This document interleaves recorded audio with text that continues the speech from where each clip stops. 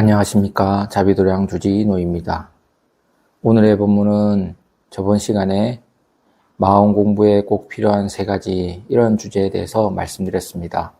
오늘은 그 두 번째 시간으로 마음 공부하는 데 있어서 하면 안 되는 것 10가지에 대해서 말씀드리겠습니다. 앞서 본문에서 마음 공부에는 반드시 세 가지가 있어야 된다고 말씀드렸습니다. 첫 번째가 대신근, 큰 믿음이 있어야 되고, 두 번째가 대분심, 큰 분한 마음을 가지고 이목고 이것이 무엇인가 이거를 항상 참고해야 된다고 말씀드렸습니다. 그리고 마지막으로 세 번째 대의정, 큰 의심이 있어야 된다 이렇게 말씀드렸는데 마음 공부에 반드시 필요한 세 가지입니다. 그러면 마음 공부에 있어서 하지 말아야 될 것이 또 있는데요. 불교에서는 10가지로 나누어서 가르치고 있습니다. 그거에 대해서 하나하나 설명을 드리겠습니다. 마음 공부하는 데 있어서 하면 안 되는 것.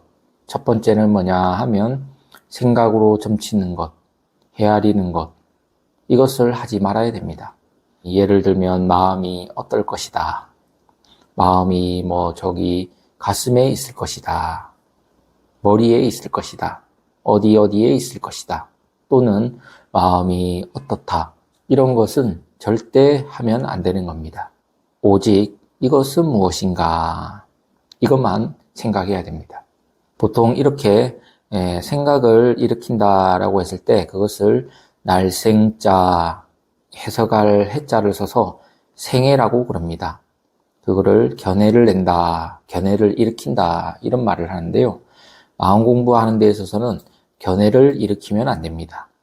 예를 들어 부처님이라는 견해, 중생이라는 견해, 산다는 견해, 죽는다는 견해 이렇게 견해를 일으키면 그것은 마음 공부가 꽝이다 그래요. 그 소견을 일으키게 되면 세월만 가지 절대 마음 공부가 되지 않습니다. 그러면 마음 공부는 뭐냐? 마음 공부는 참여하고 연구한다라고 해서 참구라고 합니다. 찾는 것입니다. 그 견해를 일으키는 게 아니라 찾는 것입니다. 무엇인가 이렇게 참구를 하는 것이죠.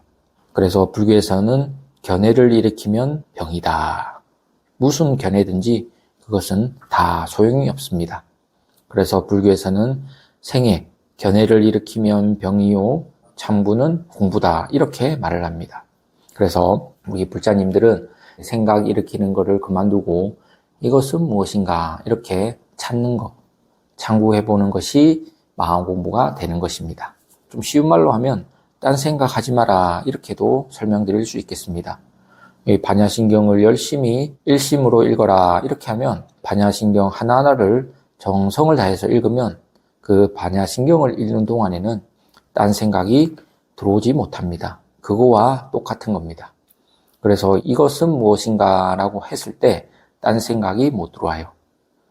설령 딴 생각이 들어왔다 해도 본체만체 해버리면 이 딴 생각은 꼼짝도 못합니다.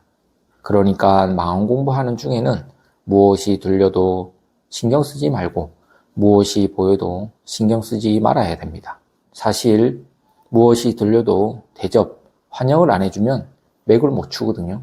어떤 무슨 생각이 떠올라도 너 이 녀석 왔구나 이렇게 환영을 하면 이 녀석이 계속 활동을 하지만 이렇게 무시를 해버리면 그냥 사라져 버립니다.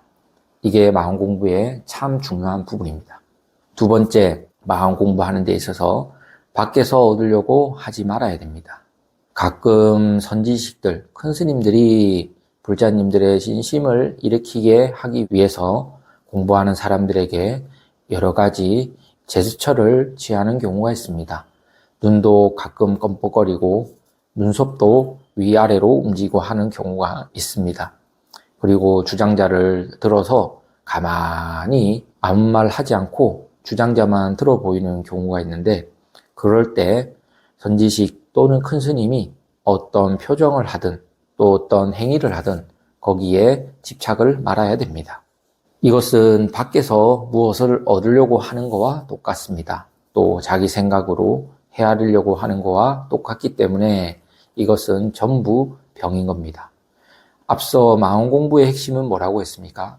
내 마음을 내가 찾는 것이다. 이렇게 말씀드렸지 않습니까?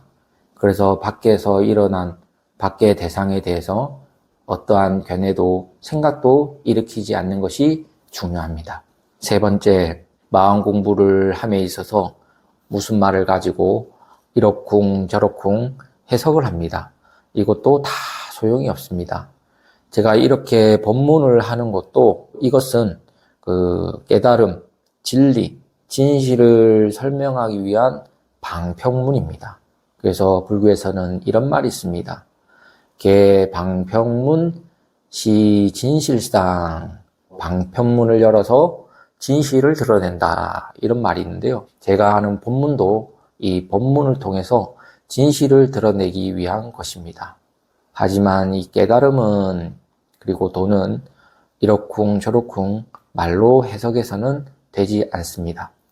그리고 네 번째, 마음 공부를 하는 데에 있어서 경전을 보는 경우가 있습니다.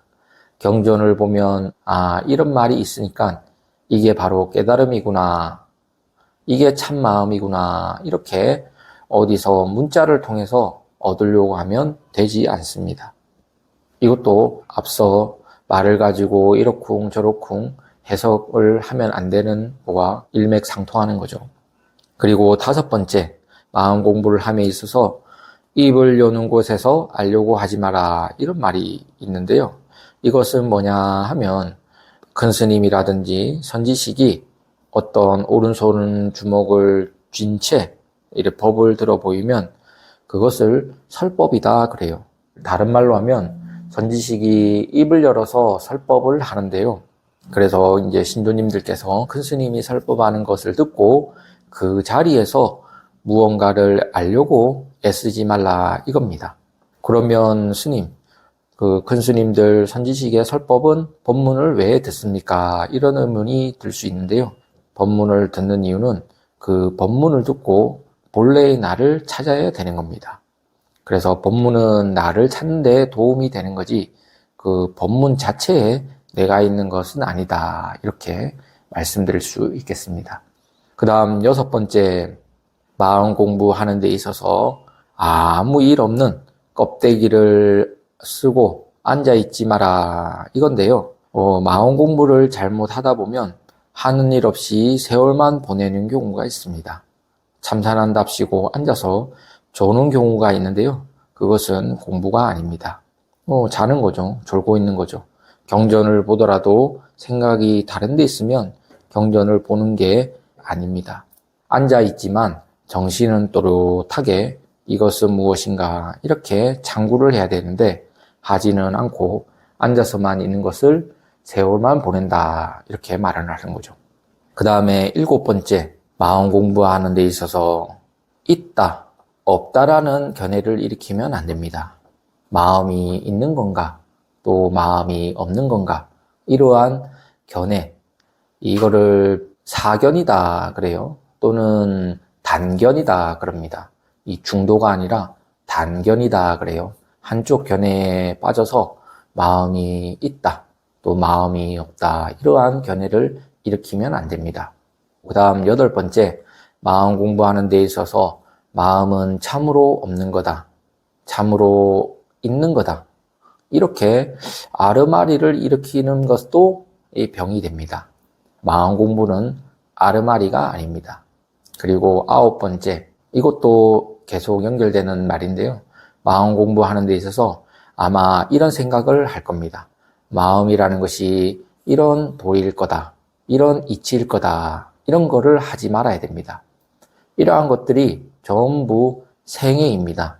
날생자, 견해, 해자, 견해를 내는 건데 마음 공부를 함에 있어서 견해를 내는 것은 끝장입니다.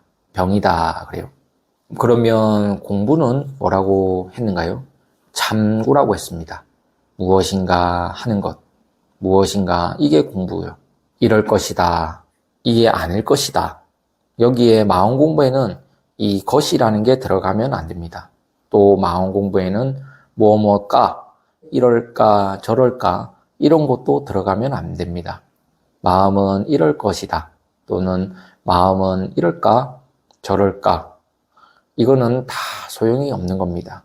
오로지 무엇인가? 이것은 무엇인가? 이 장구만이 참 마음 공부입니다.